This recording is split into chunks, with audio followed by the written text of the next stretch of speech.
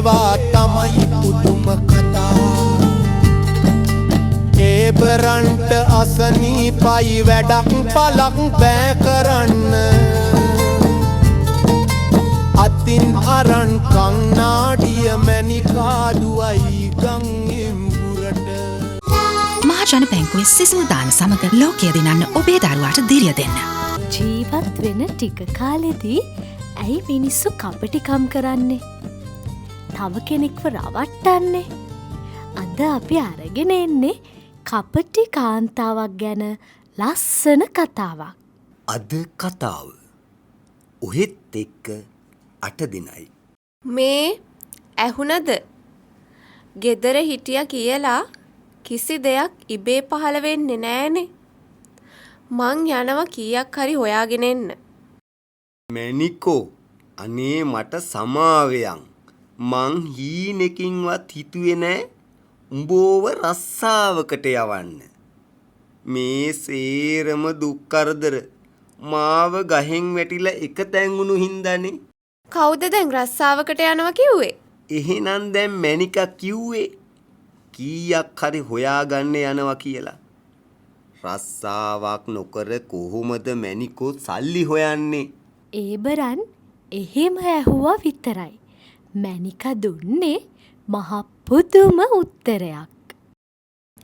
රස්සාවක් නොකර සල්ලි හොයන්න ඕන තරම් ක්‍රම තියෙනවා. ඒ ගමන මැනිකෝ උඹ හදන්නේ නීති විරෝධී වැඩ කරන්නද?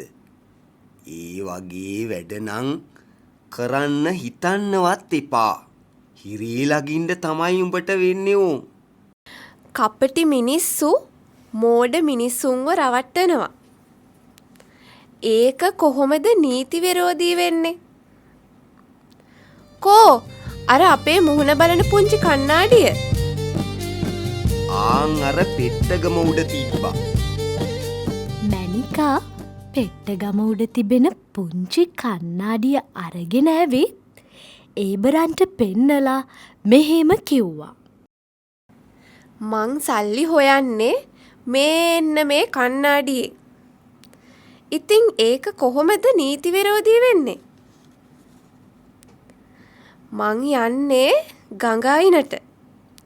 ඔහේ හවසට බලනවකෝ මගේ අතේ කීයක් තියෙනවද කියලා. කන්නාඩියත් අරන් දිව්වා කොහෙ දිව්වද මන්ද? මූණ බලන කන්නාඩියකින් කොහොමද දෙයියනේ සල්ලි හොයන්නේ? අපේ මැනිකා මොන නාඩගමක් නටන්න හදනවද කියලා මට නම් තේරෙන්නේ නැහැ.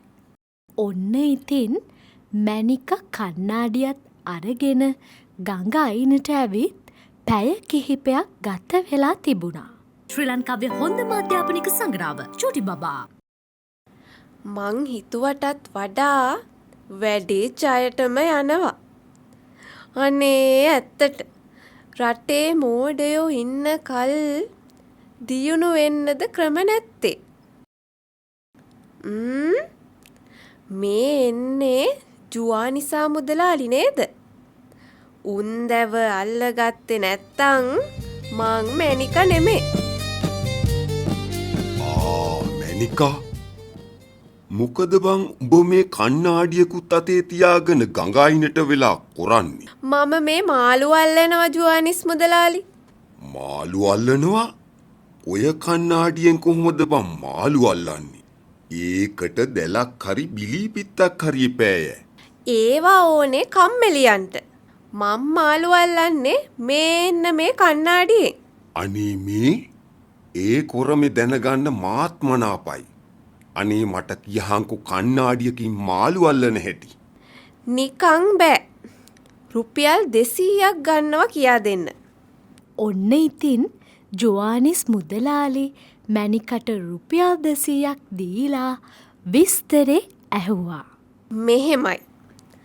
අර ඉර එළියට මේ කණ්ණාඩිය අල්ලනවා. එතකොට ඒ ඉර එළිය කණ්ණාඩියට වැටෙනවා.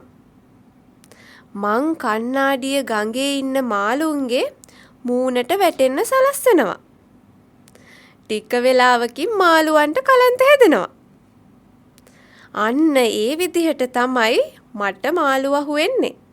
හා කියහන් ඉතින් උඹට දැන් කී දෙනෙක් මේ වෙනකොට අහුනාද කියලා? අහුවෙච්චි ගානද? ඔහෙත් එක්ක 8 දෙනයි. දැක්ක නේද මැනිකගේ කපටිකම?